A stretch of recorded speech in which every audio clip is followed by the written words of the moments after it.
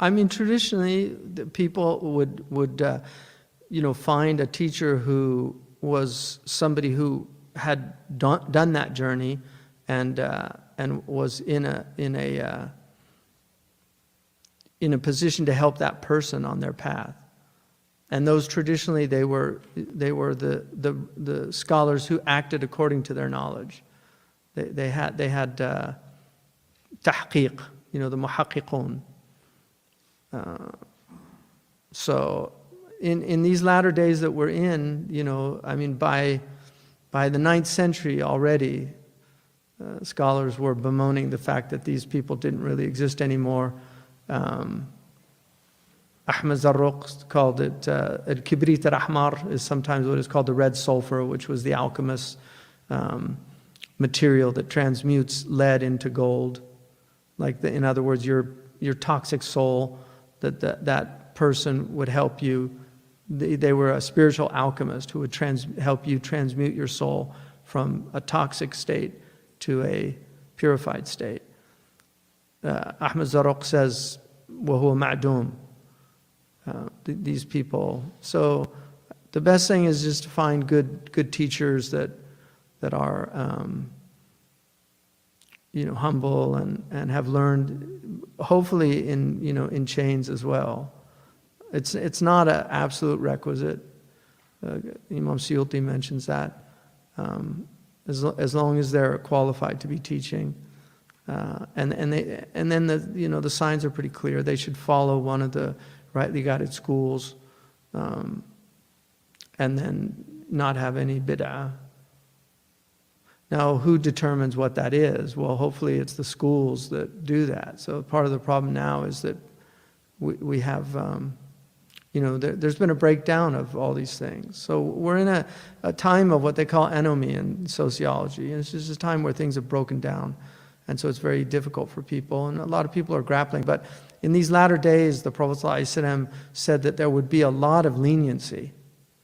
If you adhere to 1/10 of what the Prophet brought, then you'll be saved. Whereas the Sahaba had to follow all of it. And that's not to say, any compromise on the foundational things like the 5 pillars. That's not in any way. But in other words, these are difficult times. And the Prophet ﷺ said about his ikhwan, he said, ikhwani, he was like yearning for his brothers and sisters. I mean, it's understood in the language of the Arabs. And they asked him who they were. And he said, there will be people that come towards the latter days. He said they would do anything if they could see me. And then he said they will have the reward of 50 people. And they said, 50 to us? And he said, yes.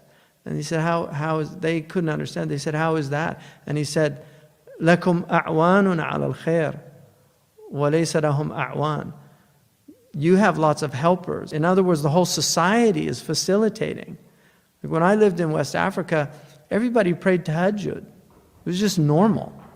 Like the whole village, you heard people reciting Quran at 3, 4 in the morning, every morning.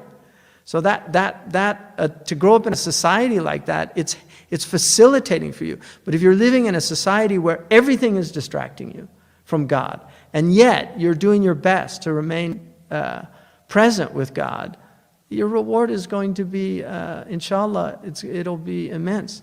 So I mean, I've told this story before, but it was a very profound, for me, it really had an impact on me where with this stewardess, I was with Muhammad al-Awadi, the Kuwaiti intellectual.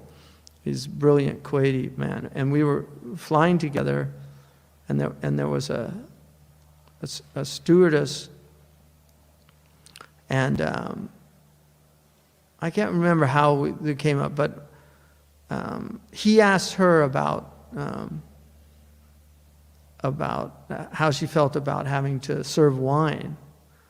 And she said, I always serve it with my left hand.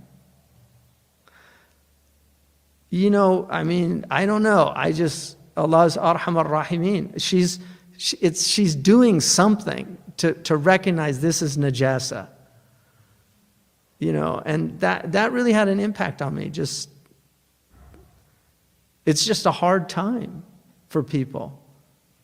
You know, and a lot of these people come from places where there's not a lot of, I mean, you guys are so privileged, like the privilege that we have in this country. And I'm talking about all the way down, because poor people in this country are like rich people in places I've lived at.